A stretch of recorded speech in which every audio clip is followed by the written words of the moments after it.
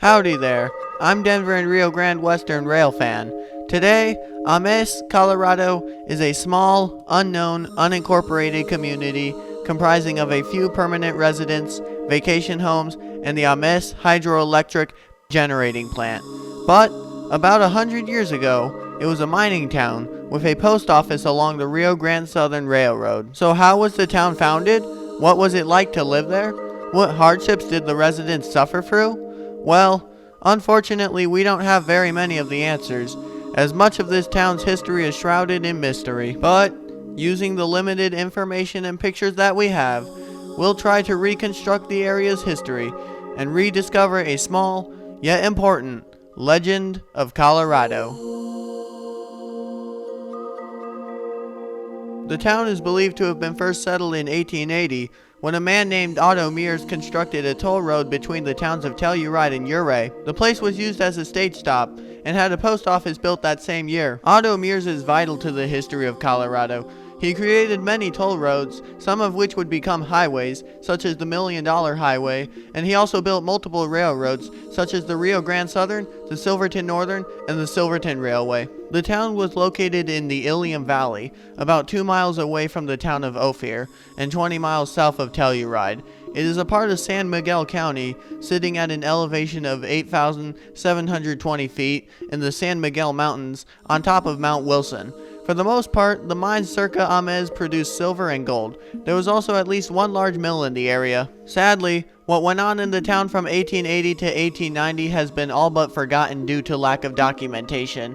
However, based off of photos and their dates, which tend to vary, but seem to have been taken sometime in between those years, we can assume that it was during this time that the small town was built. Some of the buildings that we know were built in this town include the Ames Hotel, Bombach's Drive-In Livery Feed and Sale Stable, a billiard hall, a saloon, and a wine and liquor store. Another thing that we know is that in 1883, a small smelter was made operational in the town. However, it proved to be a failure and shut down after only a year. Also, sometime around 1890, Lucien L. Nunn, a major stockholder, saw a less expensive alternative to the wood-powered steam mill at the Gold King mine, located in the mountains near Ophir, as there was a desperate need to power the mine's stamp mill to process ores. Due to the mine being located at over 12,000 feet, there was next to no timber wood up there to chop down for the plant, and wood as well as coal couldn't be transported to the area easily due to the lack of a railroad. The builders decided to build the mill at Ames, next to the San Miguel River, 3,000 feet below the mine. In 1890, the Ames Hydroelectric Generating Plant began construction and was operational by 1891. Much of the needed wood to build the plant had to be transported from other areas, as most of the trees around Ames had already been cut down. Transporting wood from areas quickly became far too expensive. It was designed and created by the Westinghouse Electric and Manufacturing Company.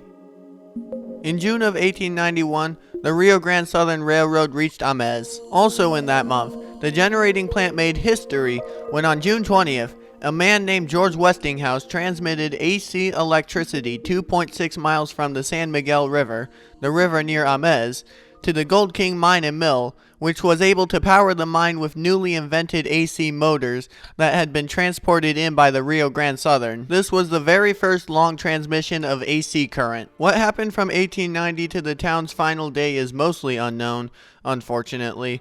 However, we do know that more work went on at the plant in 1895 and 1905. We can assume that life in this town was the same as other mining towns. Some of the residents worked at the power plant, some at mines in the area, some at the town's businesses, and some at the mill we know existed. Perhaps even a few worked for the Rio Grande Southern. There were probably some kids who lived in this town, and a small school possibly existed too. In 1922, the town's post office closed down, and by that time, the town had likely either lost most of its residents, lost them that year, or both. A few must have stayed, however, to keep the power plant in operation.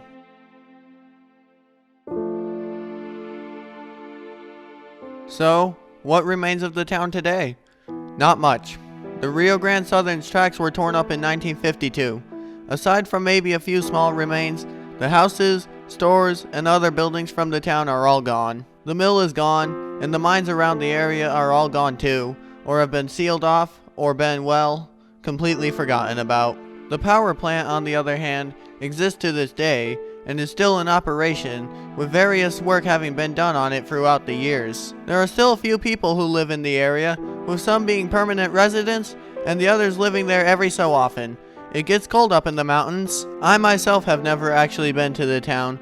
However, I have been along the highway that runs between the towns of Rico and Telluride, and I've gotten to stop at overlooks and see the old railroad grades from the Rio Grande Southern's Ophir Loop, which I believe Ames was a part of. Ames was never a big town. There were never too many people living there. It was just a simple mining town, surrounded by some gorgeous scenery.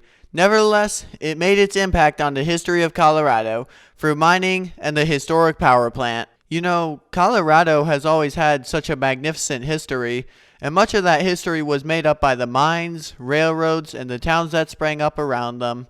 It's an incredible thing to learn about because these miners and settlers journeyed into the untamed wilderness with little money, little resources, simply in search of riches and a better life. They paved the way for future development of the state, and for that, I think they, along with the stuff they built, deserve to be remembered for years into the future.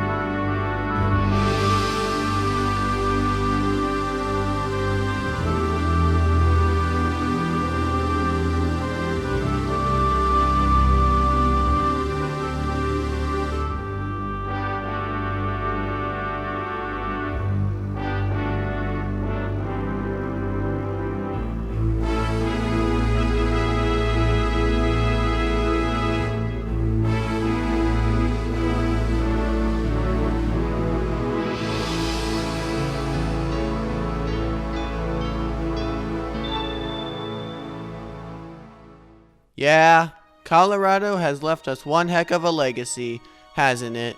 Its rich mountains didn't just offer millions the chance to strike it rich, but to also see the absolute beauty of the world and leave their mark on history. And even though Ames was just one of many mining towns in Colorado that today has been all but forgotten, it still left its mark as a legend of Colorado. I'm Denver and Rio Grande Western Rail fan. Thanks for watching.